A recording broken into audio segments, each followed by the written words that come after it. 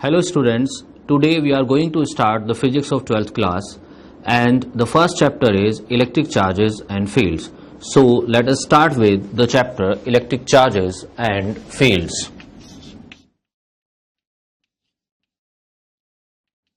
Electric charges and fields.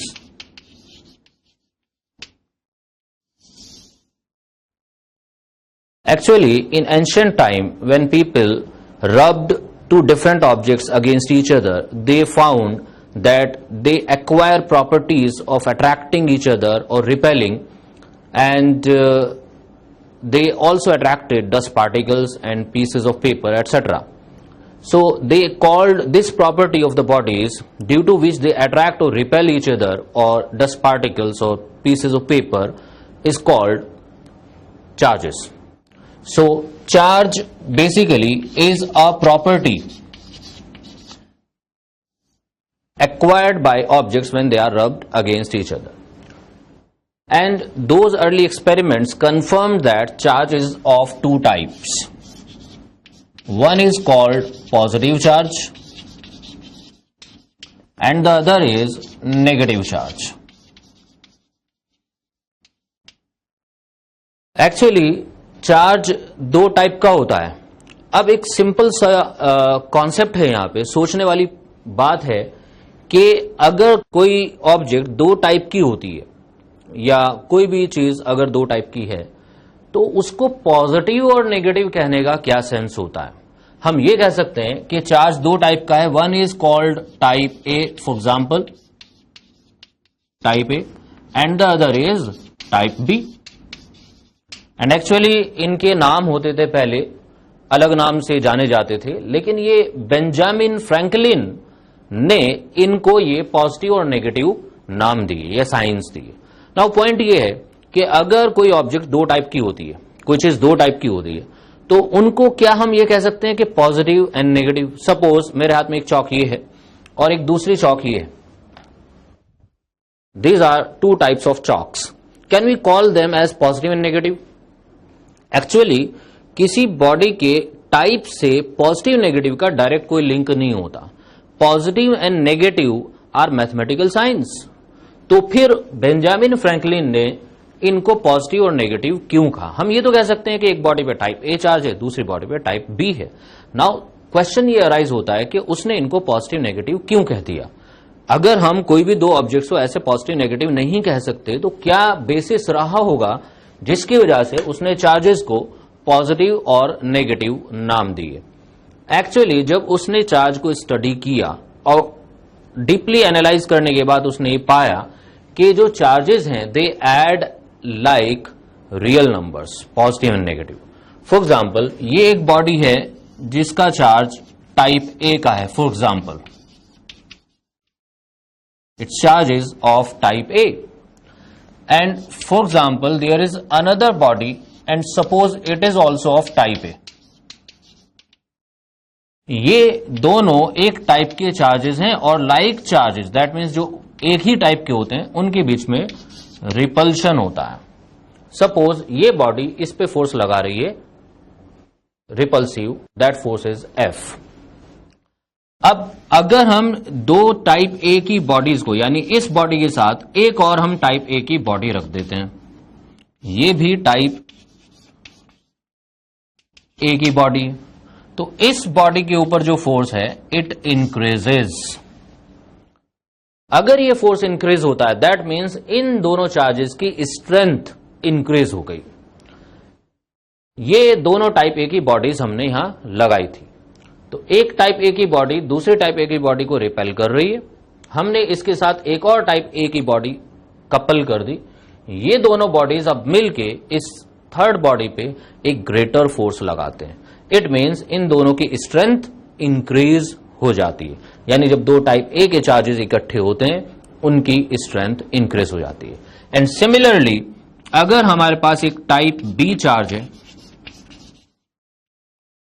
और ये एक थर्ड बॉडी पे फोर्स लगा रहा है, फॉर एग्जाम्पल ये भी टाइप बी है और you can also take it to be type A. Suppose अगर मैं टाइप ए ले लेता हूं, there is no problem. Type A लेंगे तो ये फोर्स अट्रैक्टिव हो जाएगा दिस वे। अब अगर इस टाइप बी के साथ एक और टाइप बी लगा दी जाए, दोनों टाइप बी की बॉडीज हैं, तो इस थर्ड बॉडी पे फोर्स अट्रैक्टिव होगा but it will be larger than before. It means when two bodies of type B combine together their effect increases, their strength increases. तो इन दोनों से एक बात समझ में आ जाती है कि अगर दोनों एक जैसे चार्जेस इकट्ठे होते हैं तो उनकी स्ट्रेंथ बढ़ जाती है। टाइप वही रहता है, ये टाइप ए है, इसको ये टाइप ए को रिपेल कर रहा है, दो टाइप ए इकट्ठे किए तो रिपल्शन अभी भी है but the force increases. Similarly एक टाइप बी और इसके साथ दूसरा हमने टाइप बी की बॉडी लगाई, this is also of type B, this increases the force. That means when two bodies of the same type combine together like this type B, दोनों type B की bodies इकट्ठी हुई तो उनका strength increase हो गया, दोनों टाइप ए की बॉडीज इकट्ठी हुई तो उनका भी स्ट्रेंथ इंक्रीज हो गया। It is just like positive and negative numbers. When two positive numbers are combined together, for example +2 and +5, तो उनका स्ट्रेंथ बन जाता है 7, that is increase in the strength. Similarly यहां पे सपोज एक -2 नंबर है और एक -5 नंबर है तो स्ट्रेंथ हो जाएगा -7, तो टाइप तो नेगेटिव ही रहा उसका लेकिन उसकी वैल्यू इंक्रीज हो गई, 7 बन गई। तो यही यहां पे बेंजामिन फ्रैंकलिन ने ऑब्जर्व किया कि जब दो एक जैसे टाइप के चार्जेस इकट्ठे होते हैं तो उनका स्ट्रेंथ इंक्रीज हो जाता है, चाहे वो टाइप ए के हो या टाइप बी के। लेकिन जब एक टाइप ए और एक टाइप बी का चार्ज इकट्ठा होता है, सपोज ये टाइप ए चार्ज है और थर्ड बॉडी ये ए है, ये भी टाइप ए है और थर्ड बॉडी पे ये फोर्स लगा रहा है रिपल्सिव, और हमने इस टाइप ए के साथ एक टाइप बी की बॉडी लगा दी, तो जो इसमें फोर्स है वो रिड्यूस हो जाता है। दैट मीन्स इनका स्ट्रेंथ रिड्यूस हो गया। इट इज जस्ट लाइक कि एक पॉजिटिव नंबर सपोज +5 है और एक नेगेटिव नंबर फॉर एग्जांपल -3, तो उनका जो कॉम्बिनेशन होगा दैट विल बिकम 2। तो 5 और -3 जब कंबाइन हुए तो उनका स्ट्रेंथ बन गया 2, रिड्यूस हो गया। तो ये कंक्लूजन इस बेसिस पे बेंजामिन फ्रैंकलिन ने लिया था कि जो चार्जेस हैं दो टाइप के उनका बिहेवियर पॉजिटिव और नेगेटिव नंबर्स के जैसा है, इसलिए उसने इनको प्लस एंड माइनस साइंस दे दिए। तो these signs were given by Benjamin Franklin because these charges behaved like positive and negative numbers. Also, अगर दो चार्जेस एक जैसे टाइप के हैं, सपोज दो बॉडीज हैं, इनका स्ट्रेंथ इक्वल है but they are of different types, suppose एक है टाइप ए और एक है टाइप बी और दोनों की स्ट्रेंथ इक्वल है, जब इन दोनों को हम कंबाइन करते हैं तो रिजल्टेंट चार्ज 0 आता है, चार्ज इज 0। ये है charges of equal strength but of different types. ये भी एक साउंड बेसिस है जिसके ऊपर हम ये कह सकते हैं कि ये चार्जेस एक दूसरे को न्यूट्रलाइज कर रहे हैं, just like positive and negative numbers. For example अगर मैं एक +5 नंबर लेता हूं और एक -5 नंबर, तो इनका रिजल्ट आता है 0। तो charges behaved like positive and negative numbers, that is why Benjamin Franklin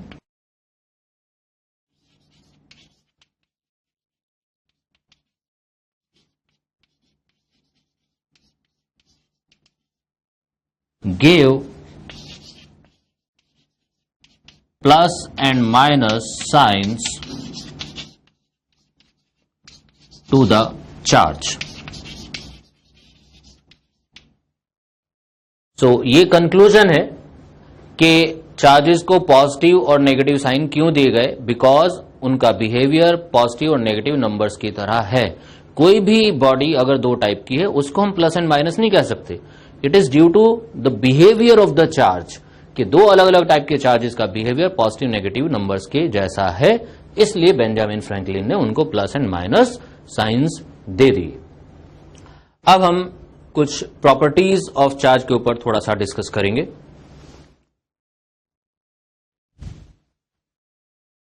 Now we will discuss the properties of charge. Actually there are three basic or fundamental properties and the remaining properties are other properties. So first we discuss basic or fundamental properties of charge.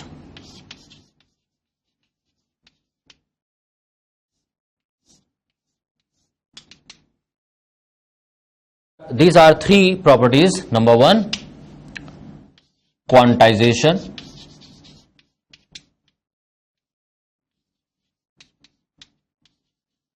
Number two, conservation. And number three is additivity.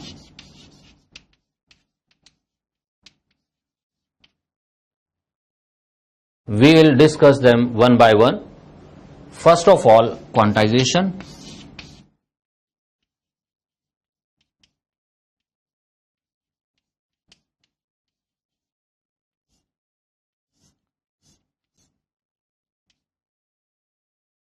अगर कोई quantity quantized होती है, इसका क्या meaning होता है? That means उस quantity को हम किसी बेसिक यूनिट की टर्म्स में रिप्रेजेंट कर सकते हैं। सपोज अगर हम एक बिल्डिंग की बात करें जो ब्रिक्स से मिलकर बनी है, और सपोज ब्रिक ऐसी है जो डिवाइड नहीं होती, टूटती नहीं है, एक फिक्स साइज की ब्रिक है और उससे हम बिल्डिंग बनाते हैं, तो हम ये कह सकते हैं कि ये जो बिल्डिंग होगी उसमें जो नंबर ऑफ ब्रिक्स होगा that will be whole number. For example 1000 bricks और 10,000 और 1500, इस तरह के नंबर सब वैलिड होंगे। फॉर एग्जांपल मैं कहता हूं 1523 इतनी ब्रिक्स लगी हैं किसी एक स्ट्रक्चर में, तो ये ओके, इसमें कोई प्रॉब्लम नहीं है कि होल नंबर्स में लगेंगी ब्रिक्स। सपोज मैं कहता हूं कि ब्रिक्स लगी हैं, this will not be possible, क्योंकि मैं ये बता चुका हूं कि जो ब्रिक है वो डिवाइड नहीं होती। तो बिल्डिंग के अंदर जो नंबर ऑफ ब्रिक्स होंगी, जितनी भी होंगी, वो होल नंबर होंगी। इसी तरह से चार्ज होता है। चार्ज किसी भी बॉडी पे एक बेसिक यूनिट का मल्टीपल होता है, यानी एक स्मॉलेस्ट चार्ज एग्जिस्ट करता है। जैसे इस बिल्डिंग के केस में, जो इस बिल्डिंग जिस यूनिट से मिलकर बनी है वो ब्रिक है, तो स्मॉलेस्ट यूनिट जो है उस स्ट्रक्चर का या बिल्डिंग का दैट इज ब्रिक। तो बाकी जो पूरी बिल्डिंग या स्ट्रक्चर बनेगी, अगर हम उसकी एक दीवार की भी बात करें, one wall of the building, उसमें भी एक होल नंबर ऑफ ब्रिक्स होगा, वो भी, उसका भी बेसिक यूनिट क्या होगा? एक ब्रिक। सिमिलरली जब हम कहते हैं कि चार्ज क्वांटाइज्ड है, इसका मतलब यह है कि चार्ज का एक मिनिमम अमाउंट एग्जिस्ट करता है, उससे छोटा चार्ज नहीं होता। उस मिनिमम अमाउंट को क्वांटम ऑफ चार्ज कहते हैं, और किसी भी बॉडी का चार्ज उसके मल्टीपल्स में होगा। तो मैं पहले क्वांटाइजेशन लिख देता हूं। एक्चुअली इसको डिफाइन हम कैसे करते हैं? Charge, the charge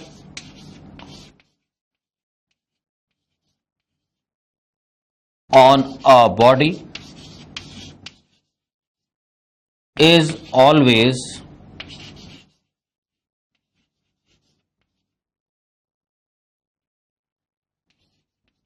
an integral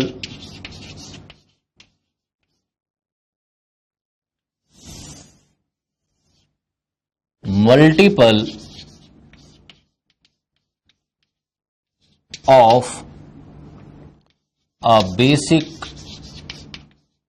unit known as elementary charge। Elementary charge कहते हैं हम उसे, और ये जो एलिमेंट्री चार्ज है इसका सिंबल हम लिखते हैं स्मॉल ई। एक्चुअली ये ई होता है 1.6 into 10⁻⁻19 coulomb, and this is the magnitude of the charge on an electron or a proton। इतना ही चार्ज इलेक्ट्रॉन पे होता है, इतना ही प्रोटॉन पे होता है। तो हम ये कह सकते हैं Q, if this Q is the charge on a body, it is always an integral multiple. ये जो लिखा है हमने integral multiple, it means something. Integral आया इंटीजर से। इंटीजर आप सब समझते हैं, 1 2 3 4 5 ये इंटीजर्स होते हैं, और ये नेगेटिव भी हो सकते हैं, जैसे -1 -2 -3 एटसेट्रा। ये जीरो भी हो सकता है। तो n जो होगा ये एक इंटीजर है, it can be positive, it can be negative, it can be zero. n is an integer, 0 1 2 etcetera, या -1 -2 एटसेट्रा। तो किसी भी बॉडी का charge either it is positive और नेगेटिव और zero, and it is always multiple of E। कुछ भी इसका मल्टीपल होगा। फॉर एग्जाम्पल, अगर मैं कहता हूं कि एक बॉडी के ऊपर जो चार्ज है वो है 3.7 E, तो ये स्टेटमेंट रॉन्ग है, क्योंकि हम अभी देख चुके हैं कि जो चार्ज होगा बॉडी का वो हमेशा E के मल्टीपल में होगा। तो it is either 3 times E और 4 times E। It can not be 3.7 times E। मतलब ये जो 0.7 E है ये पॉसिबल है ही नहीं। जो पॉसिबल है वो होल नंबर्स में होगा। और जो चार्ज क्वांटाइज्ड होता है तो क्यों होता है? Why is the charge quantised? Why is the charge quantised? Actually जो चार्जिंग का प्रोसेस है, पहले हमें थोड़ा सा वो समझना होगा, तब हम समझ पाएंगे कि चार्ज क्वांटाइज्ड क्यों होता है। अगर हम किसी एटम को देखें, उसके अंदर इलेक्ट्रॉन्स होते हैं और प्रोटॉन्स होते हैं। ये एटम है, इसका बेसिक स्ट्रक्चर सिंपल सा है, आप सब जानते हैं। ये न्यूक्लियस है और इसके चारों तरफ यहां इलेक्ट्रॉन्स होते हैं।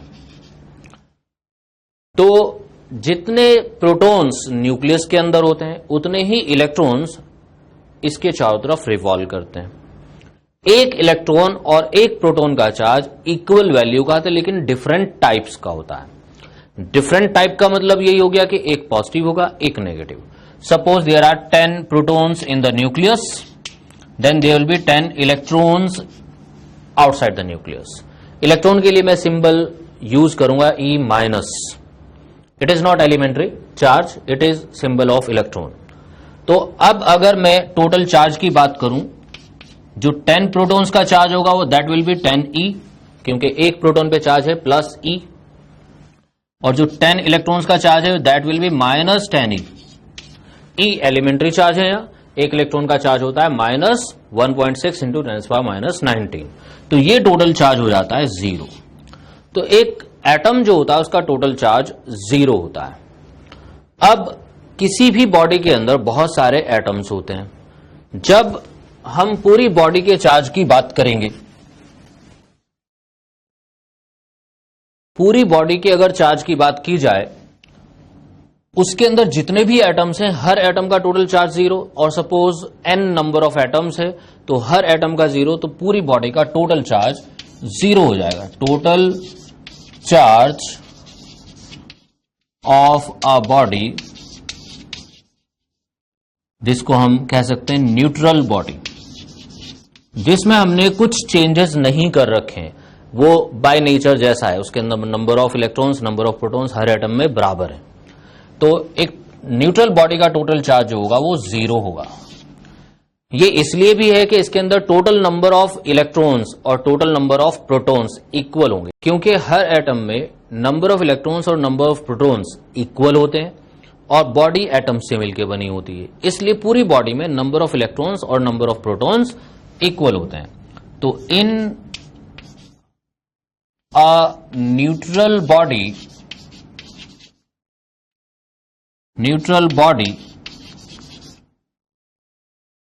number of electrons, total number of electrons is equal to number of protons।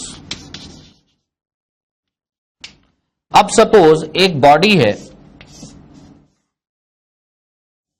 और इसमें से हम फॉर एग्जाम्पल 10 इलेक्ट्रॉन्स विथड्रॉ कर लें, निकाल लें इसमें से, क्योंकि इसमें number of electrons number of protons पहले इक्वल था, इसलिए टोटल चार्ज 0 था। जैसे ही हम 10 इलेक्ट्रॉन निकालेंगे तो प्रोटॉन तो उतने ही होंगे जितने पहले हैं। सपोज 100 इलेक्ट्रॉन्स 100 प्रोटॉन्स हैं, हमने 100 इलेक्ट्रॉन निकाल लिए, तो प्रोटॉन अभी भी 100 है, लेकिन इलेक्ट्रॉन हो जाएंगे 90। तो टोटल चार्ज जो बॉडी का आएगा, इट विल बी, क्योंकि नेगेटिव निकाला तो पॉजिटिव एक्सेस में होगा, plus 10E। This E elementary charge 10 electron के बराबर पॉजिटिव चार्ज होगा बॉडी का। तो बॉडी पे अगर पॉजिटिव चार्ज आ रहा है, इट मीन्स हमने उसमें से कुछ इलेक्ट्रॉन्स निकाले। सिमिलरली अगर बॉडी को हम कुछ इलेक्ट्रॉन्स दे देते हैं, फॉर एग्जाम्पल हमने 10 इलेक्ट्रॉन्स ऐड किए, तो इस बॉडी का जो चार्ज बनेगा वो कितना बनेगा? 10 इलेक्ट्रॉन हमने दिए, 100 इसके पास ऑलरेडी थे, तो 110 इलेक्ट्रॉन्स हो गए और 100 प्रोटॉन्स। तो कुल मिला के इस पे 10 इलेक्ट्रॉन्स का एक्सेस होगा और टोटल नेगेटिव चार्ज बनेगा, 10 इलेक्ट्रॉन के बराबर नेगेटिव चार्ज। ई यहां पे एलिमेंट्री चार्ज है, वही 1.6 इंटू 10⁻⁻19। तो पॉइंट ये हुआ कि अगर बॉडी पॉजिटिवली चार्ज है तो हम कंक्लूड कर सकते हैं कि उससे कुछ इलेक्ट्रॉन्स निकाले गए, और अगर बॉडी नेगेटिवली चार्ज है तो it means some electrons are added to the body. तो पॉजिटिव और नेगेटिव जो चार्जिंग होती है वो इलेक्ट्रॉन के ट्रांसफर से होती है। हम ये भी तो कह सकते हैं कि अगर पॉजिटिव चार्ज है, हमने उसमें कुछ प्रोटॉन्स ऐड किए होंगे ताकि टोटल जो चार्ज है वो पॉजिटिव एक्सेस में हो जाए, लेकिन ऐसा नहीं होता। रीजन ये है कि चार्जिंग के लिए कभी भी प्रोटॉन का ट्रांसफर नहीं होता, हमेशा इलेक्ट्रॉन्स का ही ट्रांसफर होता है। Protons are never transferred for the purpose of charging. तो ये अंडरस्टूड होता है कि जब भी हम चार्जिंग करेंगे, चाहे पॉजिटिवली चार्ज करें बॉडी को या नेगेटिवली चार्ज करें, electrons have been transferred either from the body और इनटू द बॉडी। तो positive charge means the body has deficiency of electrons, इसमें से इलेक्ट्रॉन्स निकाले गए हैं। और नेगेटिव चार्ज का मतलब हो गया body has excess of electrons, some electrons are added to the body. तो हम ये कह सकते हैं कि जब भी कभी किसी बॉडी को हमने पॉजिटिवली चार्ज किया है, पॉजिटिव चार्ज, एक बॉडी पे पॉजिटिव चार्ज है, it means removal of electrons. Body पे अगर नेगेटिव चार्ज है,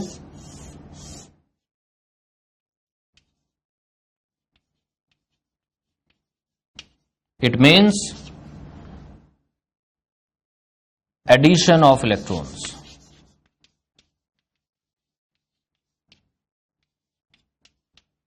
electrons are added to the body.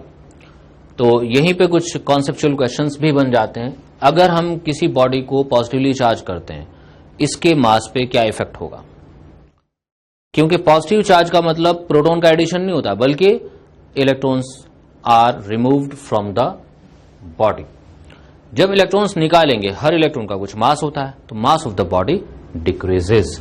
तो हम ये कह सकते हैं मास डिक्रीजेस। और अगर बॉडी को हमने नेगेटिवली चार्ज किया है, it means electrons are added to the body, और इलेक्ट्रॉन्स ऐड करने का मतलब हुआ कि मास इंक्रीज हो गया, मास इंक्रीजेस।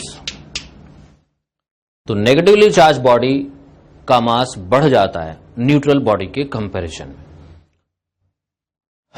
सपोज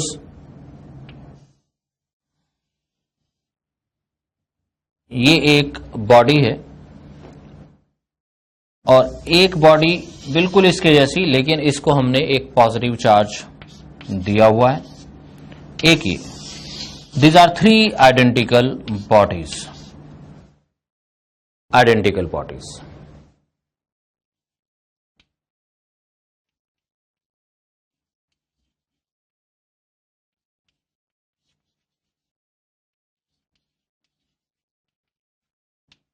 ये सब आइडेंटिकल बॉडीज। सपोज इसका मास है m, इसका m1, इसका m2, तो हम मास इनका कंपेयर कर सकते हैं। ये बॉडी है जो न्यूट्रल है, फिर इसको एक बार पॉजिटिव चार्ज दिया, एक बार नेगेटिव चार्ज दिया, तो हम इनका मास कंपेयर करना चाहते हैं। तो I think it is not difficult. आप बता सकते हो m1 इस m से ग्रेटर होगा और स्मॉलर, ये पॉजिटिवली चार्ज है, इसका क्या मतलब है, electrons are removed from the body, और अगर इलेक्ट्रॉन्स निकाले हैं तो कुछ मास हमने निकाला है, some mass is removed from the body, therefore m1 will be less than m and m2 ये नेगेटिवली चार्ज है, बॉडी को जब नेगेटिव चार्ज दिया इट मीन्स हमने इलेक्ट्रॉन्स दिए हैं बॉडी को, तो m2 will be larger than m, तो हम ये मास कंपेयर कर सकते हैं।